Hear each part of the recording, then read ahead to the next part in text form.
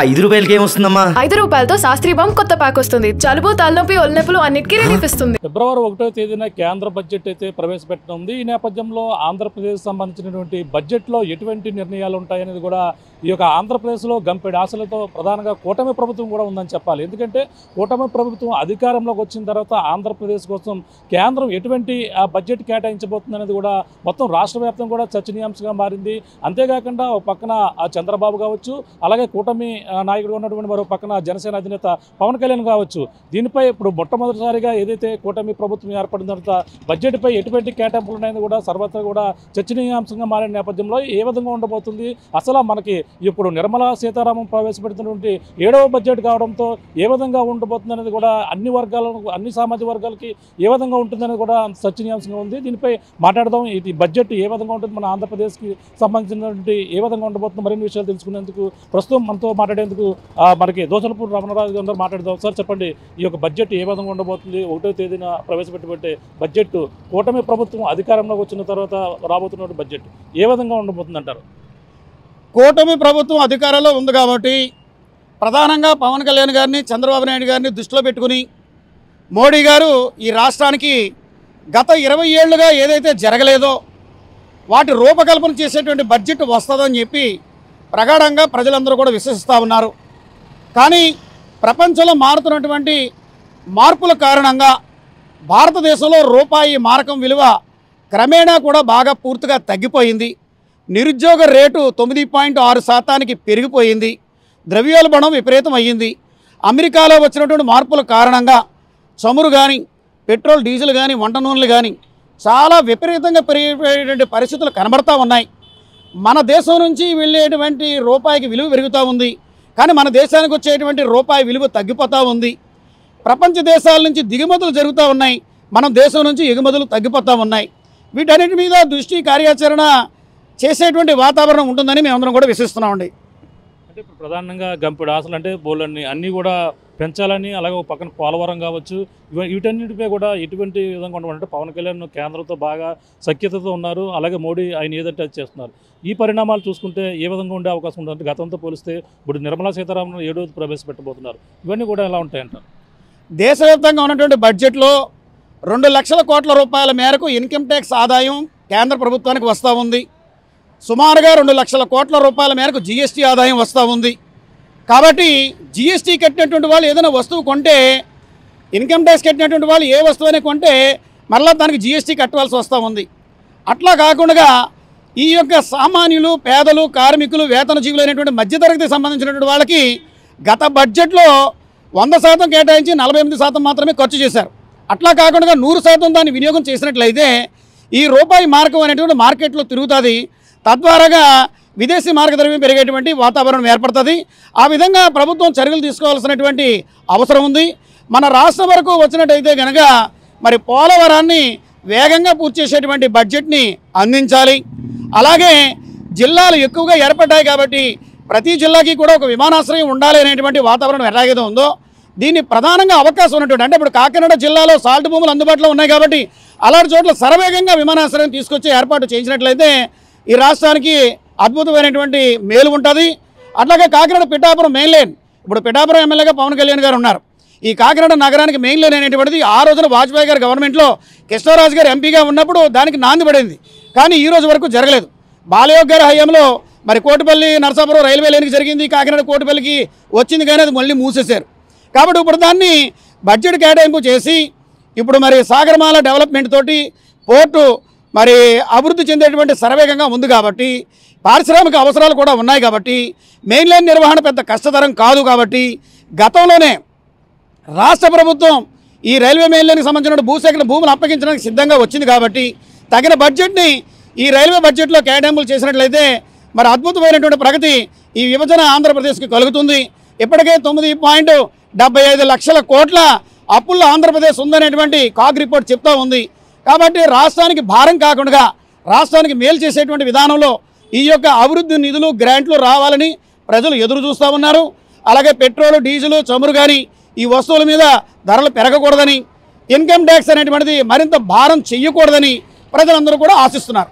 అంటే విభజన హామీలో లోటు బడ్జెట్ కూడా ఉంది, దాన్ని కూడా పూర్తి చేయాలని కూడా కోరినట్టుగా ప్రభుత్వం కోరినట్టుగా భావిస్తుంది. దాన్ని ఎలా చూడాలంటారు?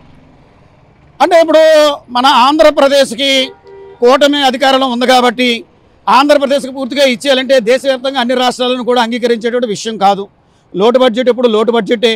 అవసరమైనటువంటి చేయాల్సినటువంటి చెందవలసినటువంటి అవకాశాలు ఏవైతే ఉన్నాయో ఆ మేరకు వాటన్నింటినీ కూడా భర్తీ చేస్తే శభాష్ కూటమి ప్రభుత్వం అని చెప్పి ప్రజలు అభినందిస్తారండి.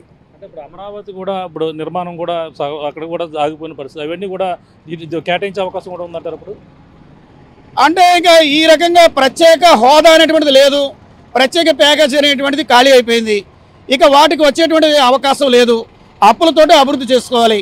అప్పులతోటి ఇప్పుడు అభివృద్ధి చేయాలా, అంచెలంచెలుగా అభివృద్ధి చేయాలా అనేటువంటిది రాష్ట్ర ప్రభుత్వం నిర్ణయించుకోవాల్సినటువంటి విషయం. కాబట్టి విమానాశ్రయాలు, అదేవిధంగా రైల్వే మెయిన్ లైన్లు ఇటువంటివి ఏవైతే ఉన్నాయో వాటిని శరవేగంగా కేంద్ర ప్రభుత్వం పూర్తి చేసే ప్రక్రియకి నిధులు బడ్జెట్ ఇస్తే మరి ఈ యొక్క ఆంధ్రప్రదేశ్ నష్టపోకుండా వృద్ధి చెందగలిగేటువంటి అవకాశం కూటమి ద్వారా కలుగుతుంది. అంటే ఇప్పుడు గతంలో ఉన్నాయి కాకుండా కొత్త ప్రాజెక్టులకి ఏమన్నా ప్రతిపాదనలు అడిగే అవకాశం కూడా ఉంటుందంటారు? ఖచ్చితంగా. ఎందుకంటే ఇప్పుడు ఆల్రెడీ పెండింగ్లో చాలా వరకు ఉన్నాయండి. ఈ పెండింగ్లన్నింటినీ కూడా పూర్తి చేస్తే అదే పెద్ద మేలు.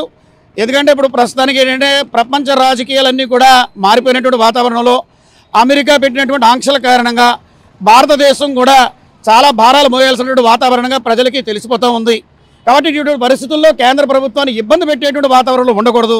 కానీ అవసరమైనటువంటి విషయాల్ని నెరవేర్చడానికి వాళ్ళు వెనక్కి వెళ్ళకూడదు. ఆ కార్యక్రమంలో పవన్ కళ్యాణ్ గారు సఫలీకృతం కావాలని చెప్పి ప్రజలందరూ కూడా డిమాండ్ చేస్తున్నారు. అంటే ఎన్నాళ్ళ నుంచి పిఠాపురం, మీరు అన్నట్టుగా పిఠాపురం, కాకినాడ, అలాగే కోటిపల్లి రైల్వే లైన్ ఏదైతుందో అంటే కేవలం మాట్లాడడం జరుగుతుంది, దాన్ని కేటాయించడం జరుగుతుంది. ఎందుకు ఆచరణలో ఎందుకు వెనకబడుతుంది అనుకోవచ్చు? లేకపోవడానికి కారణం ఏంటంటే ఆంధ్రప్రదేశ్ వైపు నుంచి కేంద్రంలో అధికారంలో ఉన్నటువంటి మోడీ గారికి ఎప్పుడు కూడా ప్రజలు మనకు అండగా నిలబడలేదు. ఏ ప్రభుత్వాన్ని ఇదే కూడా చూసుకుంటూ ఉంటుంది. ఆ కారణాలు ఇచ్చాగానే దీని వైపున పెద్దగా దృష్టి కేంద్రీకరించలేదు.